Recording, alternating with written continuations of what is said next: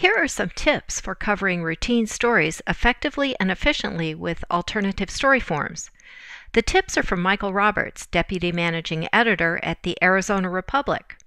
He taught at a NewsTrain in Columbus, Ohio in 2009. For newspapers who want to increase the amount of alternative story forms they do, I think one of the easiest things they can do is create some very simple templates for the more common stories that they do. Council meetings, sports, anything that is on a routine basis. If you can develop some very simple templates, reporters get used to filling them out and readers get used to reading them. The worst thing you can do when it comes to alternative story forms is to develop the form after the story is written. The key is to plan it ahead of time to anticipate the shape and just the makeup of the alternative story form, and then report to the form. One thing that we're already kind of doing, but not very often, is the Word templates.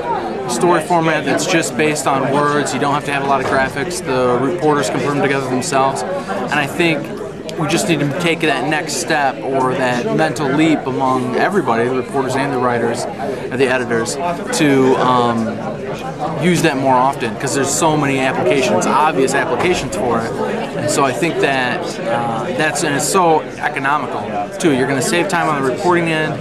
You don't have to bog down a graphic designer to do it. It can be placed onto a page very easily. It seems like that's a real, especially with the times we're in right now, that's something we could really use a lot more of. One of the things that seemed particularly useful, particularly here, because we're such a big university and education community, is they mentioned sort of these study templates for when a new research study comes out. I sit next to several of our science reporters, and they're always going through oh, this is such a fascinating new scientific breakthrough, but there's no way we're ever going to get those all to the paper.